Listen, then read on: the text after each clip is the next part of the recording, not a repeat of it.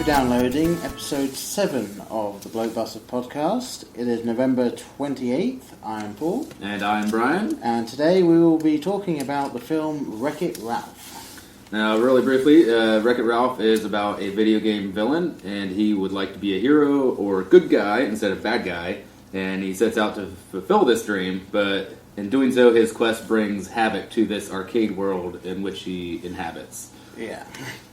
Alright, well, thank you for that very description. You're welcome.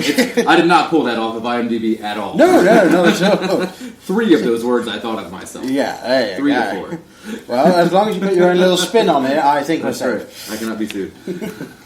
Alright, well, before we get into that, as was the case in the cinema, there was a little short shown before, I think, what was it, about 6-7 minutes, something along those lines? Yeah. Not too long, called Paperman. And Brian, would you like to give a brief description love of that to one? weigh in. I love that Disney does this, these shorts before the feature. I don't know, I loved it. I don't know. I don't know other way to say it than I loved it. It's no dialogue. Nope. It's black and white other than the red lipstick on the note, and I believe her lips. Yeah. And I believe that's the only color in it. Yeah, pretty much, yeah. It's grey, white, black. Yeah, then grays. It is just, I don't know, it's like the sweetest bit of animation. It just makes me fall in love with that genre all over. Yeah. Because there's so much bad animation out there. And when you see something like this, you realize the potential of animation and the things it can do that live features can't. Yeah. It still elicits those same emotions, but achieves it in a different way. Yeah. And I don't know, I was moved. I have no trouble saying I was moved by that, and I was so happy I was able to catch that. I thought it was terrific. Yeah, watching it, to be honest, sitting down, watching the film, I'd forgotten that there's normally a little short before it. And given the last couple of shorts, there was one which was, I think it's called Night and Day, or something like that. It's the 2 figures. One of them has a daytime thing, one of them has a nighttime thing. And so they're a little bit sad that they can't really meet. I thought it was a good idea. I wasn't too much a fan of it. I don't recall what the short after that was, but again, I don't think I was too fond of it. And then this started. Yeah. And I saw the animation style, and I was like, oh, thank God. Like, this is back to my style of animation. The thing I like. It's very good, fluid animation. Slightly sort of manga/anime style in the bodies of the characters. They weren't overly cartoonish. No. They're fairly... Very slender. Yeah, very slender. Yeah, the main guy is wears a suit, works in an office, and watching the story unfold, or he meets a girl who kisses this piece of paper, and then she's gone, and then he sees her again, tries to meet her. Your typical sort of trying to bump into each other, not working, but the way it's done, the pacing of it, I thought was fantastic as well. And he's trying to get her attention by throwing paper airplanes. Correct. Between their 2 office buildings, he sees her going presumably for an interview or something across the way. But and end up failing a lot. And then it's one of those things. It's like it's just life happens, and when you're caught in the mundane details of everyday life, and then you realize you have a moment and you've got to take it. And that's what was so great about it. He ends up presumably either losing his job or going on suspension. Like, whatever, it's worth it. And then there's the fantastical element of the paper itself sort of coming to life, and the aliens too getting together. Yeah. And it was such a fantastic piece of animation. It just set me up in such a wonderful mood to watch Wreck-It Ralph. Yeah. I mean, I had worked a long day. I was tired. I'm like, I have to go see this because we're doing it today. I still wanted to, but I was like, on the other hand, I'm like, I'm tired. I'd really just like to go home and nap. Yeah. Full disclosure, he watched this yesterday. I always get my homework done on time, and maybe it's last second, but I always do it on time. Very true. But I was kind of tired, didn't want, but after seeing that short, I was ready to go. I was really ready. I was in a great mood. I don't know, well done. Thank you, Disney, for continuing to do this stuff. Thank you for having good stories to tell, even if they are only a few minutes. Yeah, I mean, even like I did bash them a little bit at the beginning for the ones I didn't like, but I'm not saying they weren't good. Like they're still good. They just Oh want no, to yeah. Disney, stop making sequels. We can say that. Stop making direct to DVD and on-demand sequels. Yeah. We don't need the Fox and the Hound 6. Yeah, with the exception of obviously like the Toy Stories and stuff. Like Well, the major you know. Pixar stuff, that's fine. But just solo Disney. Solo Disney, no sequels, please. No 104 Dalmatians or whatever it will get to. Material. But, Alright, well, yeah. And basically, if nothing else, even if you don't see Wreck-It Ralph, just try and find this short. Try to find that short. I'm sure it's going to be on YouTube before it gets pulled down or on some site. And I'm sure, I think Disney releases their shorts on DVD. I would not be surprised to see that in the animated shorts for Oscars. I don't know if it would qualify for contention, but it should. Let's hope so. Again, just one of those things that makes you like really happy to go to the cinema and just see these. Yeah, and just remind yourself you don't have to watch something for 90 minutes or 2 hours for it to have an effect on you to not enjoy it. Yeah. Or to even have like a full cohesive story where you're rooting for the characters. Again, no dialogue. Very quickly, exactly. You're just in it immediately. Yeah, a lot of theaters close to Oscar time will put those shorts together, the live and the animated. Yeah. And it's one ticket, watch them all. I highly recommend everyone do that. Oh, yes. A lot of good stories out there that aren't features. But on to Wreck-It. Alright, yes, Wreck-It Ralph. Well, this film, one of those films where it's very much sort of make you feel happy type of film. Like, the sort of film Disney should be. Yeah, the films that Disney does well. I did not care for Disney's take on Schindler's List. That was a flop. But I believe you have to search very hard to find that one. Yes, only in my brain when you find that. To be honest, I would actually like to see that. Mickey Mouse as Schindler. Would he be? I don't know. It would even sort of go along the lines of Itchy and Scratchy meets Hitler type scenario, but still. But yeah, so always try to come off feel good, but yeah, and I would say this. Obviously, there will be spoilers and everything. The ending very much feel good. As you might be surprised to hear, at the very end, everything is pretty much back to normal. Only everyone's happy. The main guy who went off on his quest because he felt unappreciated is now appreciated. He goes on an external journey, but the real journey is done inside. Oh yes, and that's where Yes, no cliches to be found within a mile of this film.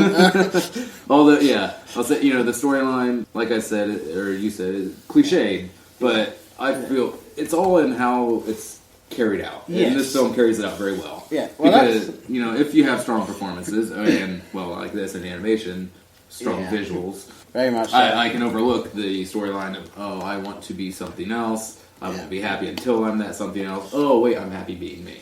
Yeah, we've all seen those films. You know where it's going. Yeah. But you just enjoy the ride anyway. At least I did. Oh, yeah. Not to give too much away too early. But. Well, just to get into the nitty-gritty of it, this film was directed by Rich Moore, who you might remember from Futurama and The Simpsons, and directed rather well, I would say, based on the overall outcome. I'm sure he did a very good job there. It is the 52nd Walt Disney animated classic. Fun fact. Oh yes, very fun fact. Write that down. Quiz later. And the budget of it was $165 million, and as of right now, as of right now, $190,478,699. So and obviously that's right now. I think it'll be in the cinemas for a bit longer. I'm sure it will make its money loads more on Blu-ray and DVD. I've already seen the advert for the Wreck-It Ralph toys. Oh yeah, that bust through the Fix It Felix Jr. apps. And actually, I was surprised to see it was still 6th in the box office now. This long afterwards, most of the people... 3 weeks since release? About 3 weeks, yeah. I mean, this... November 2nd, so yeah. So, pretty much, yeah. It's just coming up to 4, yeah. I think. And, and this long afterwards, normally you'll see it'll be the big surge at the beginning, which it had, and then it'll go down, but... to still be 6th in the box office at this point, and given that the films that are above it are, you've got Lincoln, you've got this shit little thing, I don't know. You got Kristen Stewart looking very brooding. Yeah, Yes, the one Lux Stewart. Yes. And Life of Pi, I believe, just about Skyfall, obviously. Skyfall, yeah. That's going to be a big draw. And I would say, just going to Rotten Tomatoes very quickly, it's, Rotten Tomatoes gave it an 86%, and the audience actually gave it 91%, but, the actual aggregate score. So it's one of those films that, critics liked it, and apparently the audience is liking it. It's always nice to have both. Right? Mm-hmm. So yeah, it's a very, very nice little film. Going into the cast, Wreck-It Ralph is played by John C. Reilly. None other than Dewey Cox himself. Alright. I will actually say, on the whole, I'm not the biggest fan of John C. Reilly. Really? No Step Brothers for you? No. Well, you're not a Will Ferrell fan too much. But that's probably half of it, is that he's normally with Will Ferrell. I have seen some stuff where it's another one of those Will Ferrell things. I like Will Ferrell doing the serious stuff. Yeah. And I think I like John C. Reilly doing the serious stuff. John C. Reilly, I love the dramatic stuff as well. But yeah. This, I would say, obviously there's some comedy in it, but it's a good mix of comedy and some serious moments in there. So it's one of those things where I liked him as Wreck-It Ralph. Sort of getting, I don't know, John Goodman. Like the stereotypical sort of big guy with a heart thing, Sort of getting him, I think, a very good choice for Wreck-It Ralph. And watching the film, I didn't really see it as John C. Reilly playing Wreck-It Ralph. I just saw Wreck-It Ralph, which is always a good thing.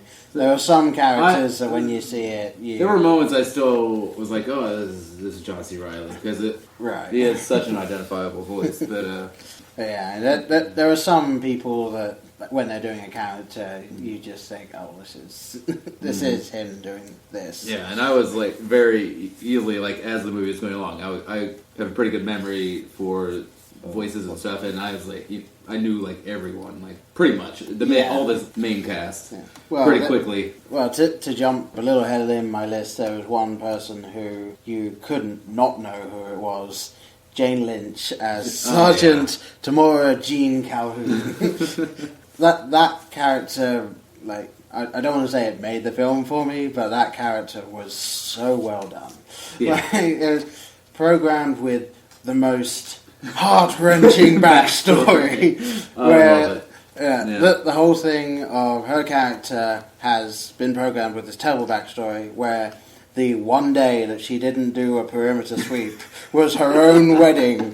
And of course, her hubby-to-be is snatched from her just as they're about to say I do by these bad guys that they're chasing in their world. The flood of hero duty.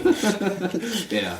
I will say I do love the different looks of the characters in the film. They're all stylized to be of that genre that they portray. Looking at them, this person is obviously from this style of game. Yeah, very CGI, very beautiful, or the block kind of pixely, very skill-based games. I love that. Or was it the King Candy, or no? It was another character that was kind of jumpy a little bit. Just the animation was not as fluid. Well, I did love. I can't get over how much the little things really make it for me. The characters, not Fix-It Felix, not Wreck-It Ralph, all of the other people that are inhabiting the building, that are in the game outside, and the way they're all just sort of up, down, like. It's like all of these definitely that 80s classic arcade look. Yeah, and they never don't do that. They are those characters. Yes, they're like just jerkily lifting the martini glass like up and down. And the walking towards you where the feet are going quite fast and then the hands just go up, down, up, down, up, down. Yes. That again, like going into the bit where Ralph is in the... You've seen it in the trailers. He's in the AA meeting for villains. Badanon or whatever. Yeah, I think that is it, Badanon. And everyone is there. You see, like, Bowser is very sort of CG Bowser. Then you've got Zangief. Zangief. Zangief, bad guy. He made me think of Mongo from Blazing Saddles. I don't know. Oh, yeah. I would love to have heard Zangief, only pawn in Game of Life. Would have fit very well. But. Yes, because I mean the lovely line, hey, you are a bad guy, but that does not mean you are a bad guy. Yes, I apologise for my terrible impersonation. Oh, I like they're used to it by now. Oh, yes. And Zangief is actually played by the director as well, so that was a nice little thing. He also played Sour Bill, who I'm sure we'll get to. Yeah. And just skipping to that quickly, there were several names of the characters, especially in the sweet world, that I'm sure I would have found funny if I knew what the sweets were. Oh, yeah, you got all the English sweets. Yeah. I mean, Sour Bill, I figured out, was almost certainly a sweet that was sour. Well, you picked up on that, did you? Yes. Okay. And then there were, I wish I could remember the name of them, the two cops that were... Two cops. I know one was Winchell, played by Adam Carolla. There was Winchell. And then there was the other one. Was it Markowski? Was that him? I can't remember that. It was... And that was played by Joe Lutrulio. It was fantastic though when they said the name, because it instantly hit in my head, like, so, oh, that's clearly the donut or whatever the character was, and it was one of those things where I heard that and then I started thinking I'd missed some things here. Like I'm sure that there were loads of other people that had these sorts of names, and I was skipping over them because I wasn't familiar with everything. I'm sure if I'd seen it in England, they'd have changed the names a bit to correspond with... Well, I didn't quite get all of them. I think a lot of them just sounded nice. Oh, yeah. Flugger butter. I mean, I don't know what Flugger butter refers to, but... So yes, jumping back to the cast list quickly then, you've got Sarah Silverman as Vanellope von Schweetz, who was supposed to be the main character in the game Sugar Rush. Yeah. This, of course, being a major plot point revealed, I'm guessing about the end of the second act, roughly. Yeah. Wreck-It Ralph goes back home somewhat dejected.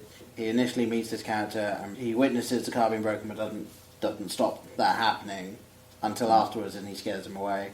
He builds his car with the character again, and then after meeting with King Candy, who has told him that if she crosses the finish line because she is a glitch in the game, then the game will reset and she will die because she will not be able to leave the game. And so he then destroys the car, leaves, and then sees her picture is on the side of the game that they were in, which is a light bulb moment of, hang on, she can't be a glitch, she's on the cover. Like, how is that even possible? And, when it came to Sarah Silverman, again, she's one of those people that she almost sort of has the comedy where the fact that she's annoying is the funny thing. And again, I hate comedy coming from someone being annoying or someone making a fool of themselves. I tend to have trouble with that sort of thing. But again, this was just Sarah Silverman playing this innocent little girl with some genuine, somewhat heart-wrenching moments. She won me over. Yeah, I was, annoyed with the very sweet, high-pitched voice, initially. But, she... like her story and just won me over pretty quickly. But. Yeah, because it's one of those things of you saw her on the trailer of her just sort of like, what do you do? Well, you realize that Ralph and herself aren't that different. Yeah, they're both outcasts. Again, a slight staple of this style of thing. Well, it looks like she's got it made in this wonderful sugar land, but then you do see as they appear. But. You see that she is a glitch. Yeah, when she starts glitching out. And then everyone is basically like, she's never won any games, so she doesn't have the coin to participate in the race to see who will be the playable character of the next day. And everyone is very happy to keep this that way. Especially the King Candy person, played by Alan Tudyk. Wonderful Alan Tudyk. And played very well by Alan Tudyk. I do want to ask you this. At what point did you start to think King Candy was Turbo? or did it not click for you? Because I think I'm ashamed to say it did not click. Because I just not until about 10 seconds before, but then there was But But for me, it was obviously you see him put in the Konami cheat code to. Oh yes, I do. Gamers. Oh yeah, what a great little homage there. So. I'm sure we'll touch a little bit more on the game homages a bit later. Game aspect, yes. Yeah, so he puts in the Konami cheat code to go into the ether of the game to rearrange things. Yeah.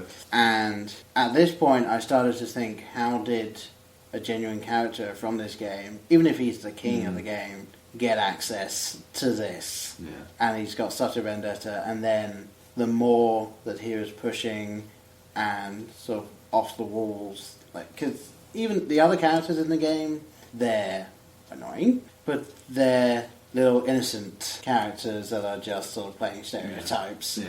Whereas this guy is insane. He is Much an more of insane a king. agenda coming from a psychopathic area. And so it started to hit the point of, because at the beginning they're saying, like, you're not going turbo, are you? When Ralph is talking about maybe leaving and going off. And I did like that they, again, tangent, I did like that they didn't go into exactly what that was. That was at that time, yeah. So they let you know, okay, this is something that is bad, but they haven't told what it is, so we can think about it. And then they fully explain that a character called Turbo from Turbo Time started getting jealous of other games, and so would leave his game and try and get into other games, leading to his game being unplugged. And this, of course, gets noticed by the humans, and they think the game is out of order, and eventually the death knell of a video game being unplugged. That is, everyone is made homeless, essentially. Or poor Hubert. My Cubertese isn't so good. You have to speak up. And so he is gone from there. At some point is clearly taken over. He's either somehow taken over from the real King Candy, or he's just made it up. Created a character, which is entirely possible because, as you see, he can mess with the code. He's taken everyone's memories away. So I'm guessing they only know what's happened since he's done that. Rather than he's taken away everyone's memory, they don't go that far into it. Yes, I don't know if he had a Men in Black thingy or what the device was, but so I started to twig. Okay, this guy is obviously not actually from this game, and then they explained who Turbo was, and then I saw King Candy again after that, and I thought, okay, I'm fairly certain this guy is Turbo. And then I think only about 20 minutes or so after that, it's when it finally flips and you see, okay, this is Turbo. And very well done. A good villain, I thought, because it's one of those villains that for your general moviegoer who's just going to see this nice film or something, they're not going to be sitting there thinking about it. So it will probably actually come out of left field. Yeah. That this guy, it'll twig that he's the villain when you see that the cute little girl is on the side of the machine. And then it will be the switcheroo that it's actually a different villain, but whatever. So, relatively sophisticated for a Disney kid film there. And then the only other name I've got down here, actually, is Jack McBrayer as Fix-It Felix. From 30 Rock fame. And, again, I enjoyed the Fix-It Felix character. You could tell, because he's handy plumber with the magic magic hammer that he got from his father.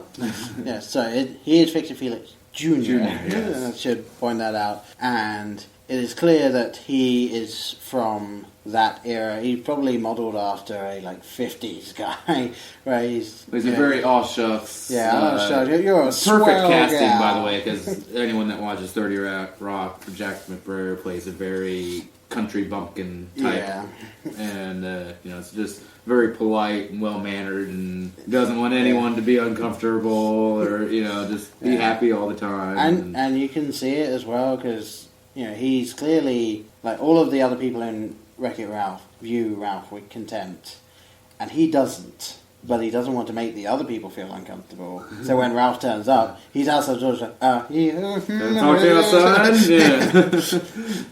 And toes the line very well. And then when he ventures out. He's clearly out of his depth, but he, still the sort of happy-go-lucky kind of guy. I really enjoyed it. It was one of those laugh moments for me when he's in the prison and the bar's there. He's like, I can break out. Hits the bar, and then it becomes instantly thicker.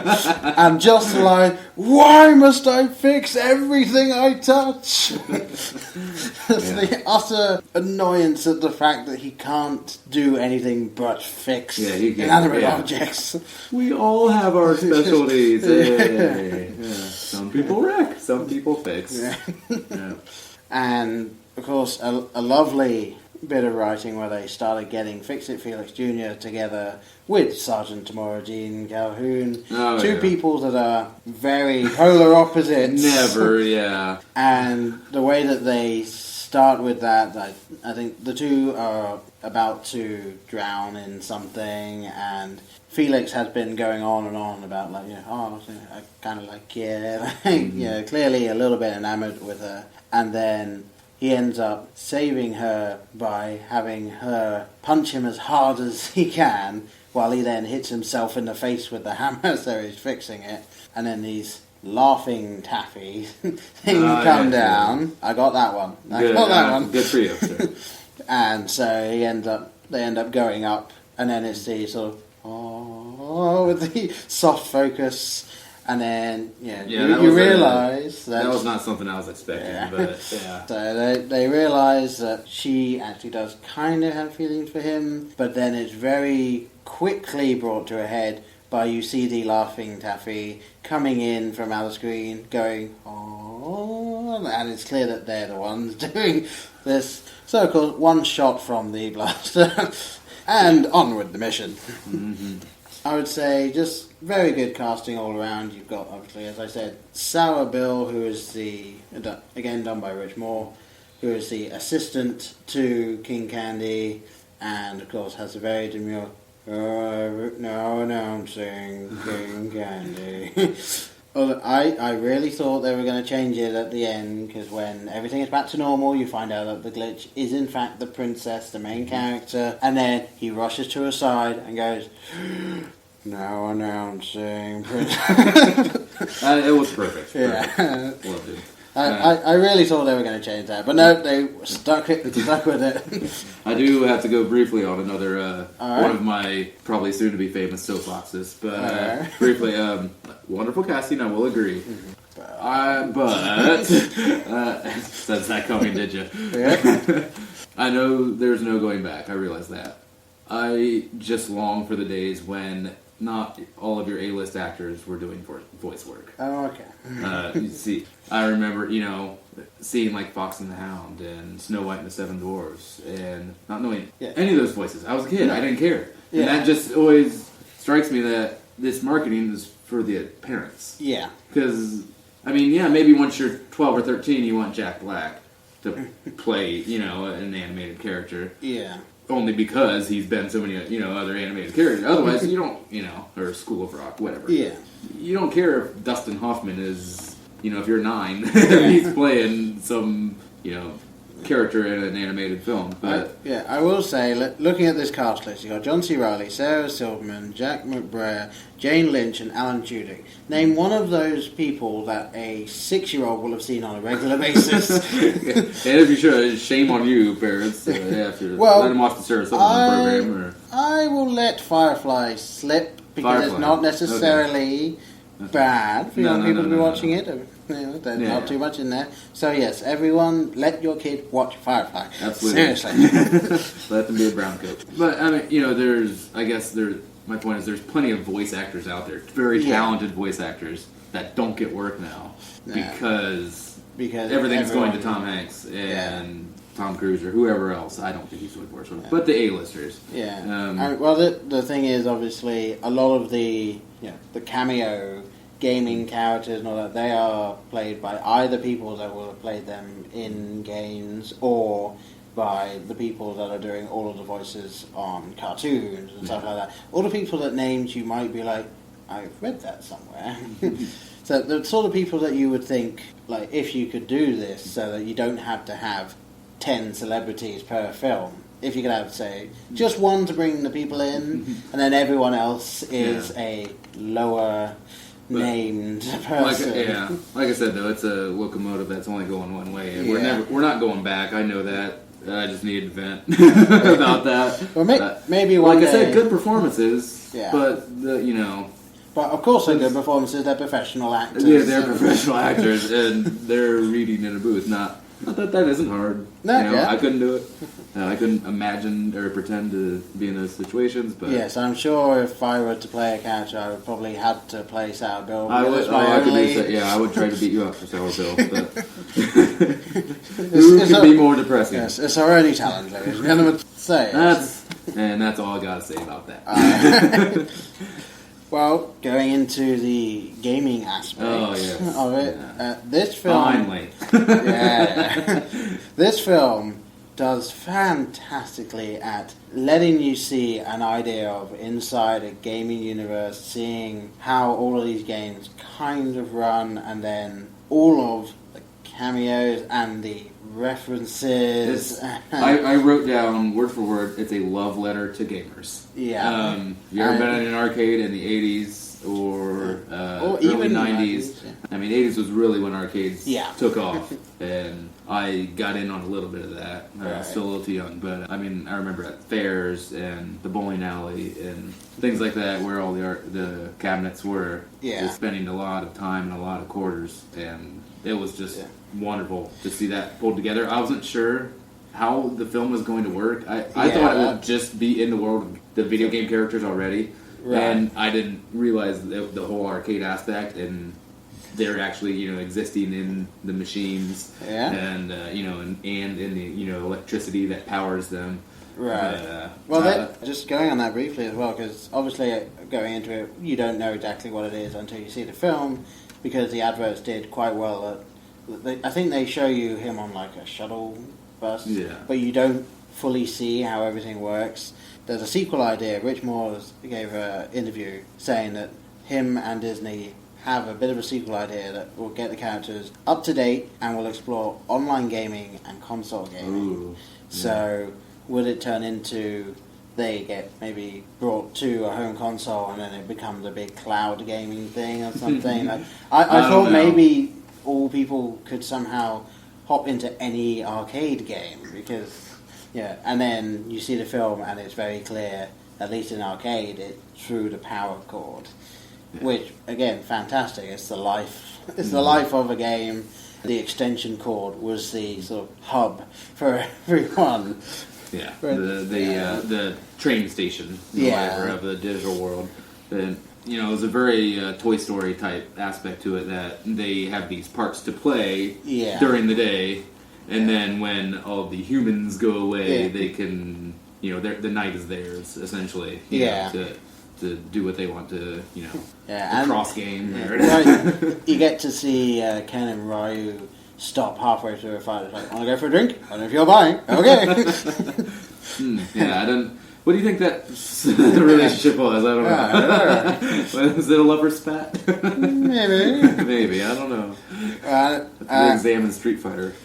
And of course, there were some games like Tapper, which I have not played, but I know it. I hate those games. So you are the bar guy trying to get the beer. And it just goes faster and faster and faster. Yeah, I hate it. And so of course that is the bar that everyone goes to.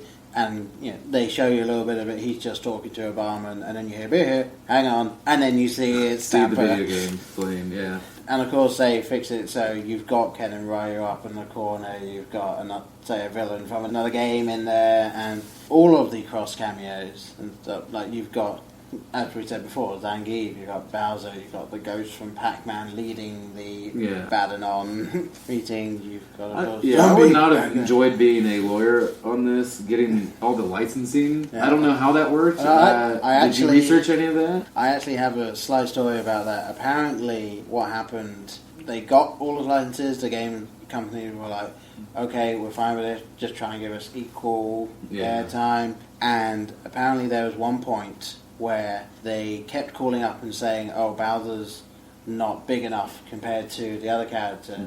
And then they would call up saying, oh, Zangief's not big enough now that Bowser's that big.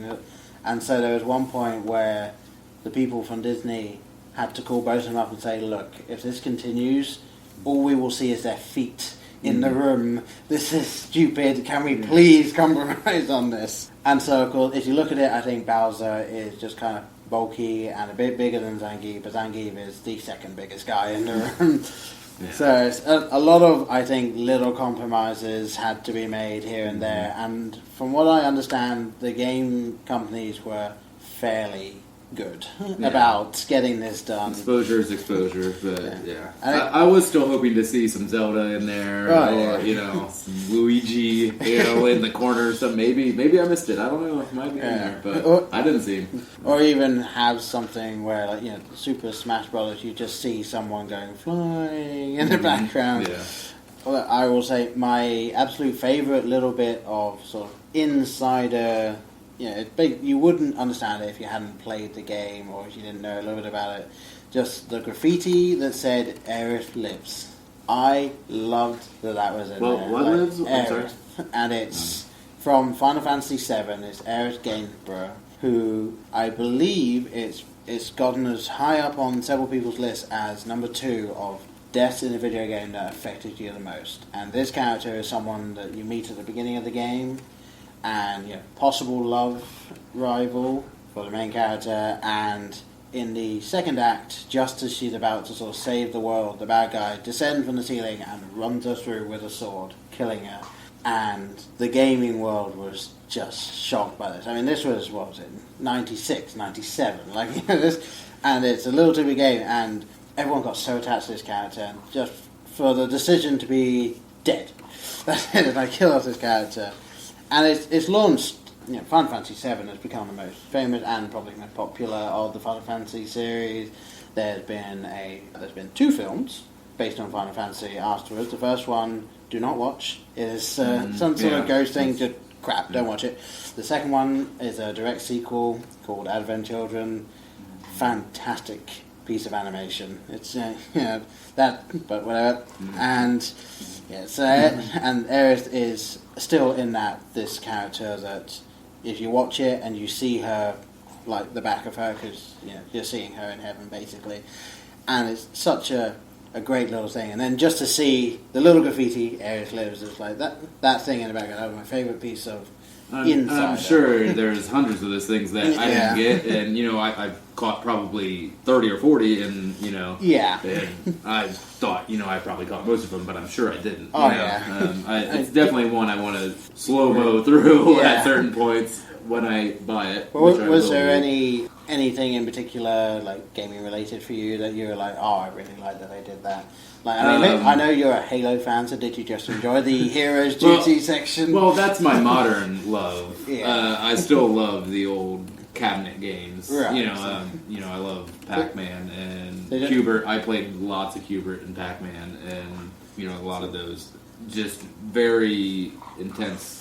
Really, you relied on hand-eye coordination and a lot of skill. just difficulty was crazy on those games, and now the trend is to make them look beautiful, and you just press a button and the character does a pre-programmed animation for 10 seconds. Yeah. And I mean, while like I said, I love Halo, it's that's where gaming is now. Yeah. And thank God there's still the independent games that are on Xbox and arcade games that still keep that alive, that tradition, but. I mean, I loved seeing Zangief right off the bat, because I was a big Street Fighter player, Street Fighter 2 player. Started playing on the PC, and I played it in the arcades. Right. And I loved seeing Pac-Man and Q*bert. And I did like the Madanon meeting, you see it in a room, and then when they leave, you realise they're in Pac-Man. They were in Pac-Man's game, yeah. That was a nice little... And he takes the cherry, with the cherries with him, yeah. Yeah, that was nice. And there was something I loved, but I'm going to share it at the very end. Okay. And I'm not going to reveal it, but I won't kind of tease it. But.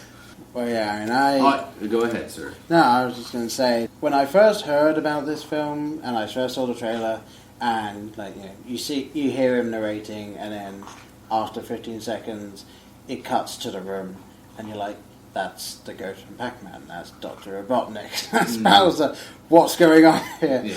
And so it was just like, I couldn't wait to see this film, and when I went to see it, I wasn't let down by that bit. I wasn't let down by how they treated the game. I did kind of want to see a little bit more, probably just because I'm a bit of a gamer, so I want to see a little bit more cameos or maybe fleshed out. Like Sonic was in there, but he's a billboard advertising. I understand possibly from their perspective. If you start getting cameos, then someone's going to say, why wasn't my character in there? Yeah. Why wasn't the character I love in there? And then it's a movie of all cameos and there's no time to tell a story. Well, yeah, I don't necessarily think there should have been more cameos. I think they should have just done more with the ones they had. Like maybe give them a few more lines. Okay. Yeah. But I do understand that they had to get it going. Disney seem to now keep their film to around about the 90-minute mark. They don't want kids to start fidgeting. So yeah, I mean, I understand the logistics of it. It's just, I feel like, maybe if they just cut an extra half a second off of the opening shot of places, maybe they could have shoehorned in a couple of extra lines of dialogue. Perhaps the DVD extras. Yeah. I'm Plenty sure. Plenty of deleted scenes for you, sir. I want to get the Blu-ray of this just so I can see it in high def and then just see what wasn't in it. Because there must have been things that didn't make the final cut. And I just wanted to say, not that this is a remarkable achievement just in these words, but I think it's the best video game movie to date. Yes. And like I said, not strong competition. Well, let's see. There's the Super Mario Brothers film, I believe. Was how did I forget? Yes, up there with Mr. Smith Goes to Washington and Maltese Falcon. That one. Like you have Resident Evil and like Silent Hill. And, I will say, going into Resident Evil very quickly, the first one wasn't bad. And then the train wreck happened. I mean, I wasn't like, wow, what a movie, but it was... It was relatively faithful. It was watchable. Yeah, the enemies were... And as a player of that game, I felt it held pretty true to the story, to the world. But yeah, best video game outside of documentaries, which handily goes to King of Kong, Fistful of Quarters. One of the best documentaries, period. Just watch that, people. But as far as plot, structure, and a narrative, Wreck-It Ralph takes it. I know it's very new. I've seen it a little more than 24 hours ago. But Well, I mean, obviously it's the newest one, and it definitely, I think, you can argue, they're actually going inside the arcade, and that's a little bit cheating. It's not taking the characters and being so, don't do that. Have it in its own world, because that's where it works best. Well, and if it had just existed in one of the game's world, like if it had all taken place in Iceland or whatever, Fix-a-Felix Jr., no, it was the worlds of every game coming together, even though most of it, well, at least from the first act, really takes place in Sugar Rush. Sugar Rush, yeah. You definitely see, obviously. I also love, very quickly, when you went into Heroes Do See, how they dealt with what the person is seeing, and it's just this little robot that the person follows. So I like the idea that you are a part of this thing, and the people are just like, don't crowd the first person. The monitor, I love how they worked that in, because they could have very easily just said, it's a movie. We're not going to worry about explaining that. It's a Disney movie. Well, who cares? I mean, Sugar Rush they didn't really bother going into, because you see people playing the game, but you don't see inside the game at that point. So that one, I was fine with not knowing exactly how that one worked. I'm going to guess floating camera or something. But whatever. Did you have anything else to add before we go into our ratings? I don't have anything down here. Nope, that was it for me. I just wanted to quickly cover, first of all, don't say it if you have, other than a yes or no. Did you stay till the very end, all the way through the credits? I did not myself, because I was there with my wife and a friend from work, and we weren't able to say. I wanted to, but we weren't able to. Well, I won't. I can spoil it for you after we close, if you like, but I won't spoil it for the listeners. If you are diehard gamers, if you love playing the old games, stick through the closing credit sequence. Just in general is awesome. Yeah, much like the opening sequence was beautiful. The closing sequence was just great, and there is a wonderful little tribute at the very, very, very end You got to stay through the whole thing. You diehard gamers, you'll love it. And that's all I can say. Right. You'll really appreciate it. Now I want to go see it again just for that. Yeah, stick to the end if you really want to see that.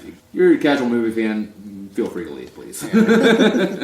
But would you like to rate first, or sure, I can rate first. Now, I actually have given it 2 different ratings, and the first rating is how I feel it is based on this sort of genre, because this was a fairly specialized.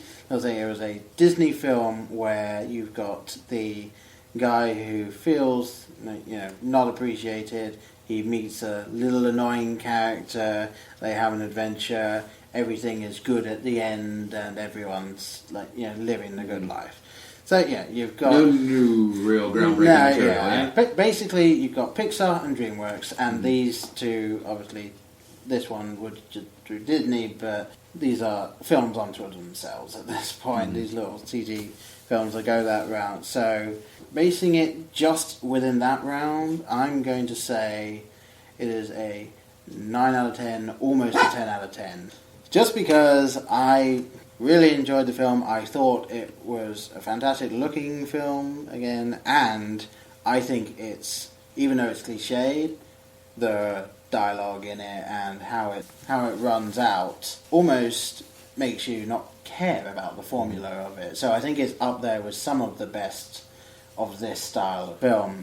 However, going into my actual rating, based on everything I've just said, for that?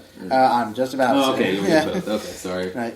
Given everything that I just said, you might think it's a little bit low based on that, but I'm going into it trying to not take into account how much I love games and how much that. Just going into it as if I was just to go to the cinema to see it. I'm going to go with a -3. It was -3.5, but -3 now, because, again, fantastic looking film. They've done really well. They gave you a good feel of how each game was, how the arcade game felt, how Hero Duty, which is basically Halo, like that's how that felt, and then Sugar Rush is its own completely. I felt more Gears of War, but okay. Well, okay. Yeah. I'm just going based on the Halo 4 came out recently, so we're going with that. All right. So that was really good. The fact that it was the first less than half of it was so sort of gamer's paradise might put a few people off. So that is why I've put it down just a bit from where I would have put it. But yeah, I think -3 for the overall film. Like, still a good film. Definitely go see it. Yeah. And there are some people out there that will just love it. Yeah. And I did. I really enjoyed it. But as an overall arcing thing, trying to take love of video games out, about a -3, I think. Okay, I think that's fair. For me, I can't really separate the gaming aspect. I don't know. I'm a gamer. It's, other than movies, it's one of my main passions, and I felt it treated gamers with respect. I don't know. It was very truthful and very honest. Didn't play down. Yeah, don't get me wrong. Definitely gave respect to video game and video game players. But so for that, it's hard for me to separate and just review it as a film that I didn't love because it was about video games or it had that aspect to it. So I don't know. I would have to say -2.5 for me. All right. Overall, I think I rate a little hard. I don't know. I tend to be maybe a little lower on my scores, but I was going to say, I was fairly certain you'd be a bit surprised that I went as low as I did. And I thought that I was surprised you thought that was low. But no, I'm saying, because this is a fantastic looking film, I generally love animated film, how much I enjoyed the gaming aspect of it. I should have rated it higher, but I'm trying to rate it now based on just your average Joe going to see it.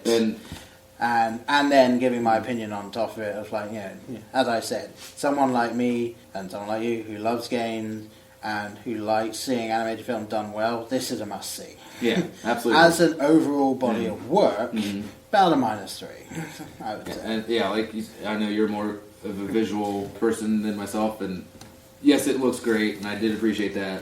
But for me, I can take story, over visuals, and I don't mind like those animated films being hand drawn. I know those are going to be few and far between these days, as it's getting more and more cost effective to do it inside the computer. Even though they said what it costs, $160 or $130 or something, but $165, and it's a lot, and years of work to do the hand drawings. But I wouldn't mind, like the washed out colors in Cinderella before they remastered it, things like that. The pale blues, the other pale colors in those films. But, I'm not trying to be a Scrooge here. It looks great.